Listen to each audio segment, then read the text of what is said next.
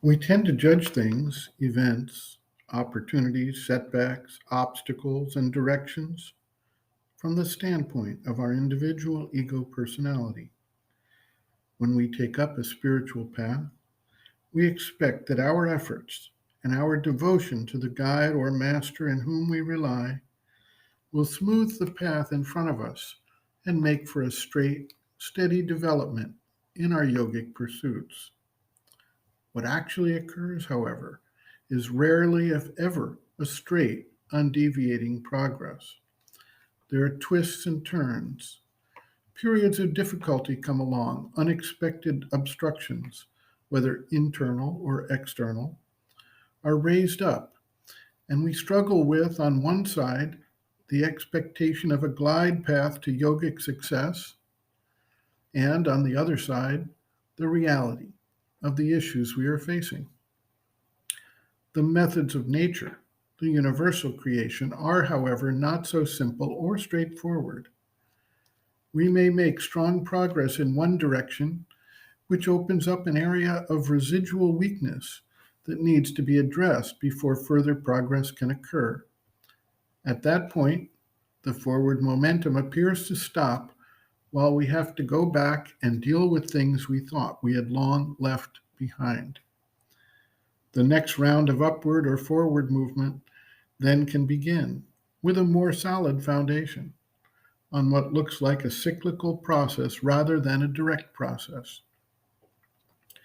The evolution of consciousness within the world constituted by matter, life, and mind involves sorting out and reconciling somewhat different goals, objectives, and operative principles at work within each of the existing stages and in their interaction with one another. Bringing a next phase to bear involves not only shifting to the new standpoint, but integrating its action within the framework of what already exists and working out the adjustments that those earlier stages must be prepared to accept in order to fully manifest. The advent, for instance, of the supramental action on Earth necessitates changes in the texture and capability of response of mind, life, and matter. We can see already how slowly the changes take place, and with how much difficulty when we try to adjust anything on these lower levels.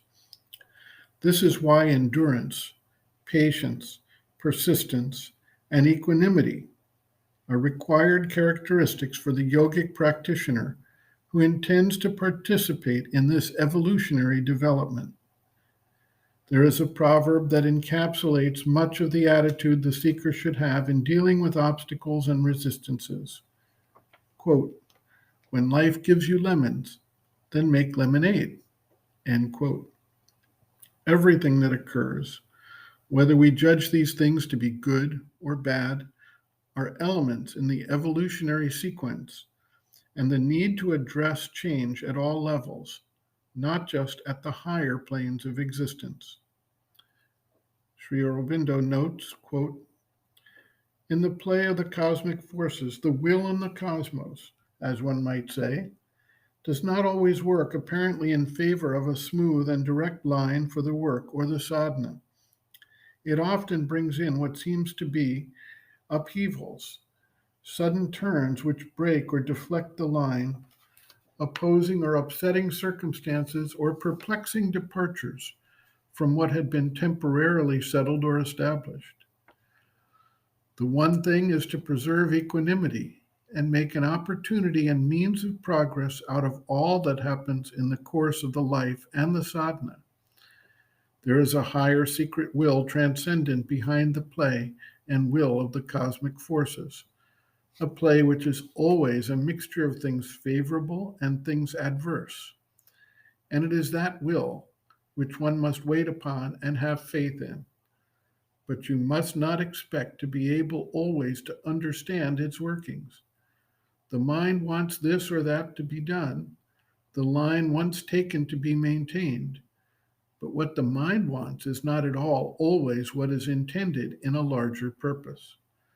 One has to follow indeed a fixed central aim in the sadhana and not deviate from it. but not to build on outward circumstances, conditions, etc., as if they were fundamental things. End quote. Reference Sri Aurobindo and the Mother, Living Within, the Yoga Approach to Psychological Health and Growth, Disturbances of Mind, Anxiety, pages 44 to 49.